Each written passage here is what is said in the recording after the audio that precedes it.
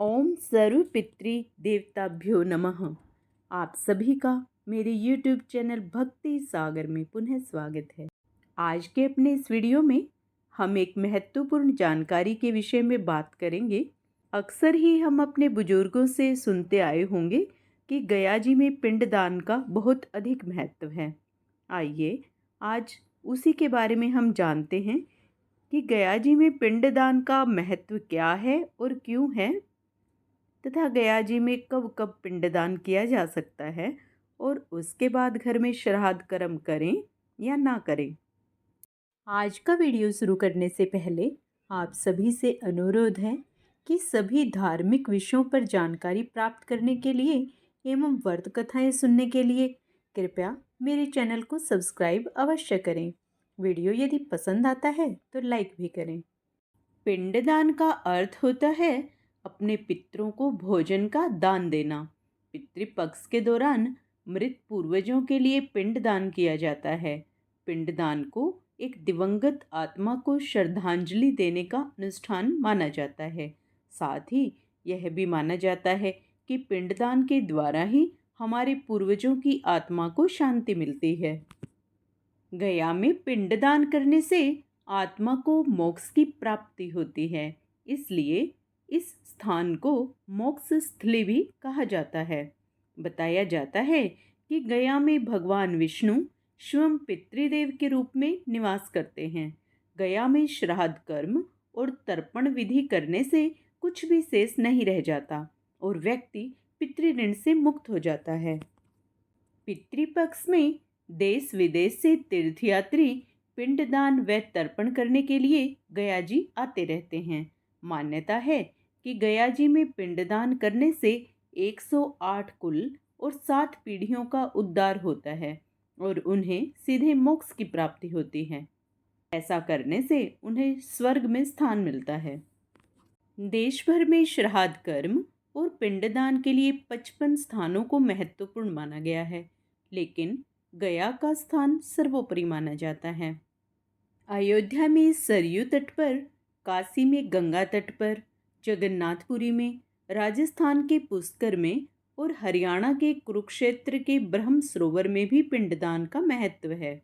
अगर कोई व्यक्ति इन सभी स्थानों पर भी ना जा सके तो वह अपने निकटतम सरोवर या नदी के किनारे भी पिंडदान कर सकता है। बिहार का गया जिला, जिसको लोग बहुत ही आदरपूर्वक गया जी के नाम से पुकारते हैं, गया जिले को धार्मिक नगरी के नाम से भी जाना जाता है। यहाँ हर कोने कोने पर मंदिर हैं जिनमें स्थापित मूर्तियाँ प्राचीन काल की बताई जाती हैं। हालांकि सभी की मान्यता अलग अलग है। गरुड़ पुराण के मुताबिक गया जी में होने वाले पिंडदान की शुरुआत भगवान राम ने की थी।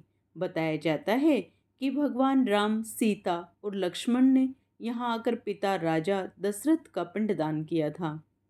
सबसे पहले भगवान राम ने यहाँ पुनपुन घाट पर अपने पूर्वजों के लिए पिंडदान किया था, इसलिए इसे पिंडदान का प्रथम द्वार कहा जाता है। पितृपक्ष में सबसे पहले पुनपुन नदी में पिंडदान किया जाता है और फिर गया के फाल्गु नदी तट पर पिंडदान किया जाता है। गया में पिंडदान के लिए लोग साल भर आते हैं, लेकिन गया में पिंडदान करने का सबसे शुभ समय पितृपक्ष या श्राद्ध पक्ष के दौरान होता है। पितृपक्ष 15-15 दिनों की अवधि है, जो आमतौर पर सितंबर या अक्टूबर में आती है। पिंडदान करने से पहले श्रद्धालु को स्नान कर शुद्ध वस्त्र धारण करने चाहिए। इसके बाद पंडित की सहायता से पिंडदान की प्रक्रिया शुरू की जाती है। अनुष्ठान के लिए विशेष प्रकार की सामग्री जैसे तिल, जौ, आटा और कुसा की आवश्यकता होती है। अब सवाल यह उठता है कि श्राद्ध व तर्पण कौन कर सकता है। इसके लिए पुत्र, पौत्र, भतीजा, भांजा कोई भी श्राद्ध कर सकता है। इसके अलावा जिनके घर में कोई पुरुष सदस्य नहीं है लेकिन पुत्री के कुल में है तो द्योता भी श्राद्ध कर सकते हैं। यदि यह भी संभव ना हो तो पुत्री अथवा बहू भी श्राद्ध कर सकती हैं। धर्म ग्रंथों के अनुसार हर साल पितृपक्ष में हिंदुओं को पितृपक्ष में श्राद्ध अवश्य करने चाहिए। लेकिन इस मान्यता के कारण कि गया में श्राद्ध करने के बाद पितृ देवलोक प्रस्थान कर जाते हैं, कुछ विद्वान या श्राद्ध को अंतिम श्राद्ध मानते हैं और आगे श्राद्ध न करने का परामर्श देते हैं। तो वहीं कुछ विद्वान ब्रह्मकपाली को अंतिम श्राद्ध मानते हैं। कुछ पुरोहितों के अनुसार गया श्राद्ध के बाद बद्रिका अक्षेत्र के ब्रह्मकपाली में श्राद्ध करना चाहिए। उनका मानना है कि ब्रह्मकपाली अंतिम श्राद्ध है। यह ब्रह्मकपाली वही स्थान है जहाँ शिवजी के त्रिशूल के प्रहार से ब्रह्मा जी का कटा हुआ सिर गिरा था। उनका कहना है कि गया श्राद्ध करने के बाद केवल पितरों के निमित्त धूप छोड़ना बंद करना चाहिए। गया के बाद ब्रह्मकपाली में श्राद्ध करना आवश्यक है। इसी के साथ ब्रह्मकपाली में श्राद्ध करने के बाद तर्पण और ब्राह्मण भोजन की बाध्यता समाप्त हो जाती है। हालांकि शास्त्रों का स्पष्ट निवेदन है कि गया और ब्रह्मकपाली में श्राद्ध करने के बाद भी अपने पितरों के निमित्त तर्पण और ब्राह्मण भोज अथवा सीधा आदि दान करना चाहिए। श्रद्धा के साथ पितरों के लिए श्राद्ध कर्म किया जाता है। गया में श्राद्ध करने के बाद पितरों को देवलोक में एक स्थान प्राप्त हो जाता है, लेकिन इसका मतलब यह नहीं है कि उनके लिए किया गया कार्य बंद कर दिया जाए। जैसे हम हर देवता के लिए पूजा पाठ करते रहते हैं, वैसे ही पितरों के लिए श्राद्ध पक्ष में पिंडदान, तर्पण, ब्राह्मण भोज करना आवश्यक है और अच्छे कर्म करने की कोई सीमा नहीं होती। गया में श्राद्ध करने के बाद भी घर में वार्षिक तथा पितृपक्ष के दौरान श्राद्ध अवश्य करना चाहिए तथा सभी नियमों का भी पालन करना चाहिए। जरूरतमंदों की सहायता, दान धर्म की ओर रुझान रखना चाहिए। श्राद्ध पक्ष में प्रतिदिन गायें, कुत्ते, पक्षी, अतिथि और भिक्षुक को भोजन कराएं।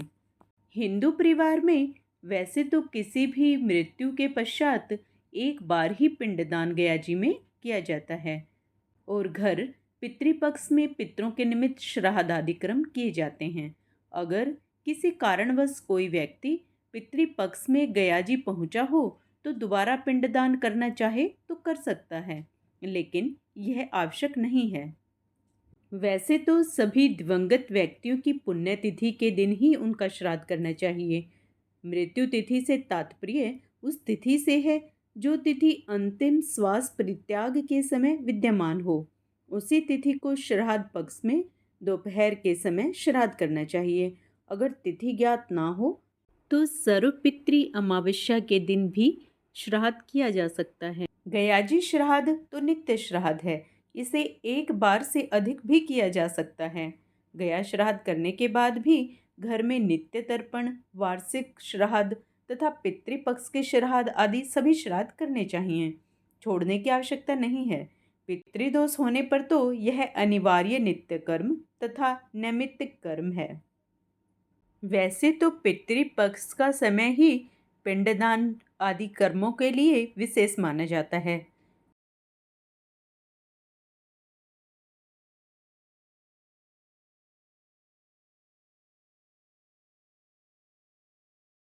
परंतु गया जी में इसके लिए कोई विशेष समय की आवश्यकता नहीं है।